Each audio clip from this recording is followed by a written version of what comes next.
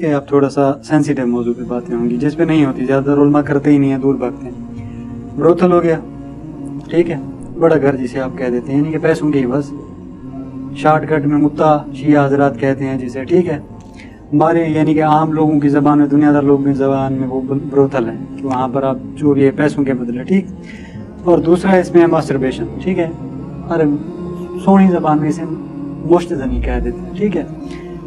ان دونوں چیزوں کی ممانعت کہاں تک ہے؟ حرام ہے جی دونوں, مطابق قیامت تک کے لیے دونوں حرام ہے. جس کی ہو نہیں رہی وہ کیا کرے؟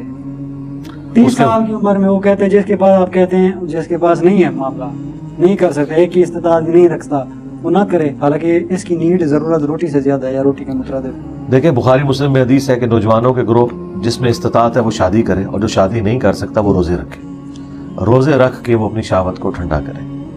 تو یہ ایک ذریعہ ہے جس کے ذریعے آپ اپنے معاملات کو لے کے چل سکتے ہیں. اس دور میں روزے پاسبل ہیں؟ جی روزے رکھے جا سکتے ہیں. میں اور بھی سولوشنز دیتا ہوں. دوسری طرف قرآن میں یہ بھی آیا کہ جن لوگوں کی شادی نہیں ہے انہیں چاہیے وہ پاک دامن رہے. اللہ تعالیٰ نے انہیں کوئی ایسکیپ روٹ نہیں بتایا. متوالا جو معاملہ ہے وہ ایک عرب کا کلچر چل رہا تھا, بعد میں اسے بھی منع کر دیا گیا, بخاری مسلم میں حدیث موجود ہے. جہاں تک مسٹربیشن کا تعلق ہے اس پہ میں نے ڈاکٹر ذاکر نائک کو بھی ریبٹل کیا تھا کہ جو قرآن کی وہ آیت ہے نا کہ اہل ایمان کی نشانی ہے کہ وہ اپنی شرمگاہوں کی حفاظت کرتے ہیں سوائے اپنی بیویوں کے, اور جو لونڈیاں اس زمانے میں obsolete اب ہو چکی ہیں.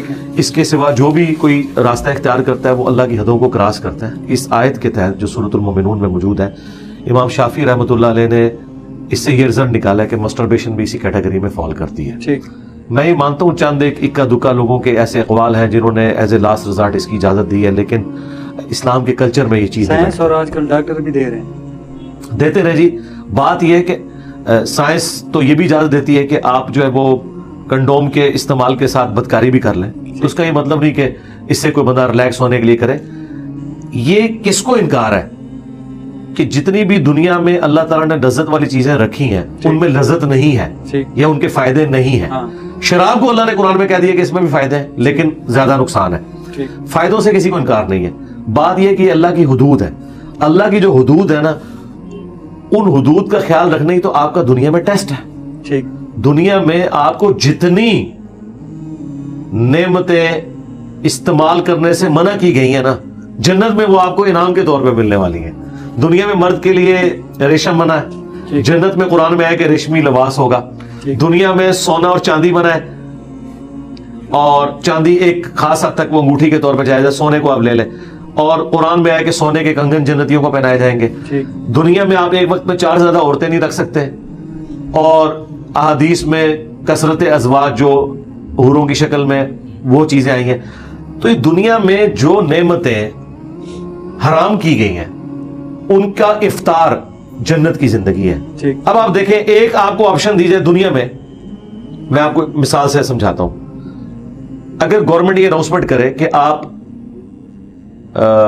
لاہور سے لے کر پنڈی تک کا جو 5 گھنٹے کا ریل کار کا سفر ہے یہ کھڑے ہو کے کر لیں, اور پنڈی پہنچتے ہی پوری زندگی آپ کے گھر کا خرچہ حکومت اٹھائے گی, آپ کے بچوں کا میڈیکل, ان کی تعلیم, سب کچھ, صرف 5 گھنٹے آپ صبر کر لیں, آپ کہیں گے ٹھیک ہے.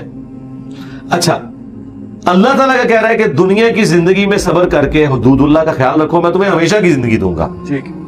یہاں تو اربوں سال کا فرق ہے, بلکہ کمپیریزن ہی کوئی نہیں. تو یہاں پہ بھی روزہ رکھے, آخرت میں افطار کریں گے.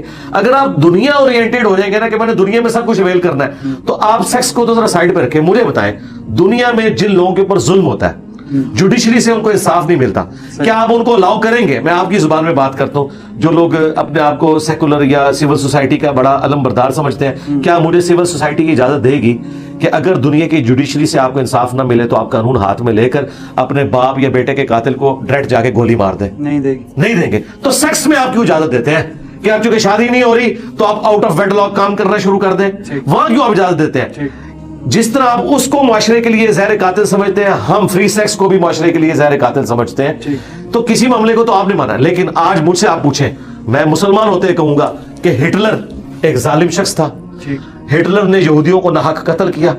دنیا کی کوئی عدالت ہٹلر کو 60 لاکھ دفعہ یا چلے محتاط اندازہ 6 لاکھ دفعہ ان معصوم یہودیوں کے قتل کے عوض پھانسی نہیں لٹکا سکتی. لیکن اللہ تعالیٰ اس بات پہ قادر ہے کہ قیامت والے دن हर एक यहूदी के बदले में उसे जो है वो टांगे और सजा दे जो उसने जुल्म किया। ठीक है, तो दुनिया में तो आपको इंसाफ भी नहीं मिलता, दुनिया में आपको कई चीजें नहीं मिलती। आखिरत का दिन है ही इस बात के लिए, और आखिरत का मुकदमा इस पे कायम है कि दुनिया में आपको इंसाफ नहीं मिलेगा, तो आपने सब्र करना है, कोई एस्केप रूट नहीं तलाश करना। ये यानी कि खुदा की कवानीन में कुछ चीजें आ जाती हैं। जी, खुदाई कवानीन है, वहां पे खामोशी इख्तियार करनी है। अब आप मुझे ये बताइए कि अगर खुदा को हम मानते हैं तो खुदा ने जो आखिरत में अजाब रखा है उसके बदले अगर दुनिया का हम मजा देखें तो वो एक लम्हे के लिए भी नहीं है, वो इंसान तसव्वुर भी नहीं कर सकता। मैं कहता हूं आज गवर्नमेंट ये अनाउंसमेंट करे ना कि कोई शख्स अपनी बीवी के पास भी गया और हमें पता चल गया, तो आपके साथ ये काम हम करेंगे कि आपको 5 मिनट के लिए दहकते हुए तंदूर में उल्टा लटकाएंगे। ठीक है, तो लोग तो अपनी बीवी को तलाके दे के बैठ जाएंगे। ऐसे ही।